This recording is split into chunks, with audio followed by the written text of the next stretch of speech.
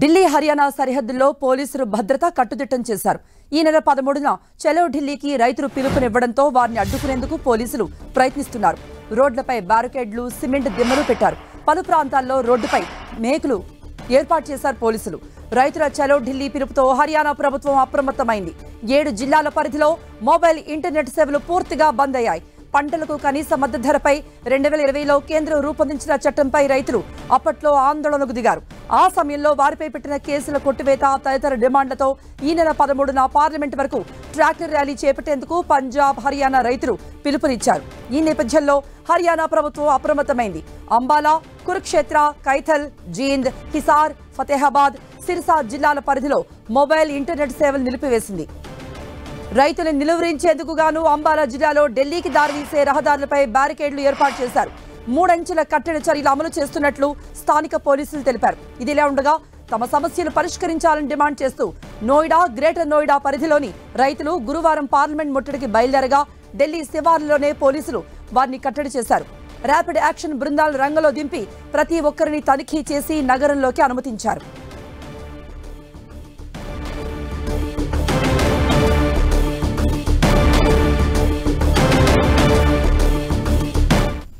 దీనిపై మరిన్ని అప్డేట్స్ ఇవ్వడానికి మా ప్రతినిధి గోపి లైవ్ లో జాయిన్ అవుతున్నారు. గోపి, రైతులను కట్టడి చేసేందుకు అటు ర్యాపిడ్ యాక్షన్ ఫోర్స్ కూడా సిద్ధమైనట్టుగా, అలాగే హర్యానా ప్రభుత్వం కూడా అనేక కట్టడి చర్యలు తీసుకుంటోంది. మరి రైతుల కదలిక ఏ విధంగా ఉంది?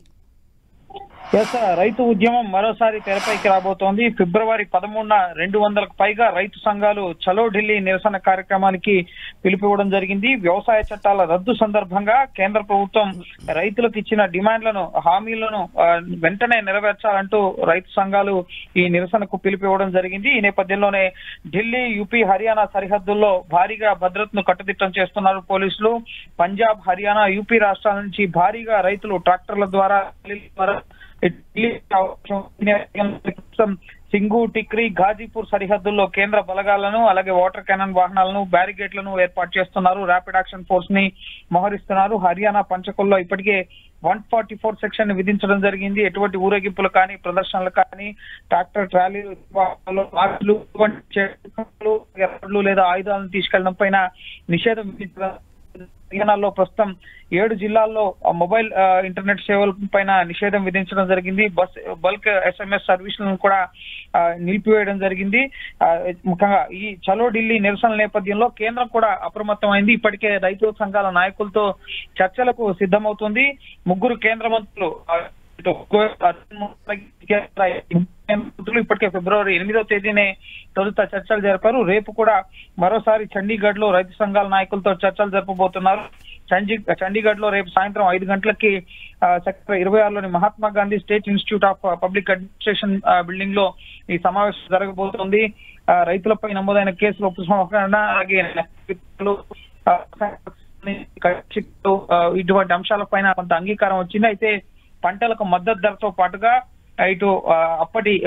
ఇటు హోంమంత్రి టెన్నిక్ సంబంధించి ఇటు రైతులపై వాహనాలను తీసుకెళ్లిన కేసులో ఉత్తరప్రదేశ్ లో ఘటనకు సంబంధించి అతన్ని అరెస్ట్ చేయాలన్న డిమాండ్ కొనసాగుతూ ఉంది. కేంద్ర మంత్రి చాలా డిమాండ్లు MS స్వామినాథన్ కమిషన్ +50% ఫార్ములాను ఉపయోగించి MSPని తక్షణమే అమలు చేయాలి అని చెప్పిన డిమాండ్ తో పాటుగా అనేక డిమాండ్లు, ముఖ్యంగా రుణ హామీ చేయాలి, అలాగే ఎరువు ధరలను తగ్గించాలి, విద్యుత్ సవరణ బిల్లును ఉపసంహరించుకోవాలి, ఈ విధంగా అనేక డిమాండ్లు ఉన్నాయి. సో వీటన్నిటికి సంబంధించి కూడా రేపు సాయంత్రం చర్చలు జరగబోతున్నాయి. ఒకవేళ ఈ చర్చలు సఫలీకరిస్తే కనుక ఈ చలో ఢిల్లీ కార్యక్రమాన్ని రైతు సంఘాల నాయకులు ఉపసంహరించుకునే అవకాశం ఉంది. లేదా ముందు ఈ రైతు ఉద్యమం ఊపందుకునే అవకాశాలు కనిపిస్తున్నాయి. రైట్.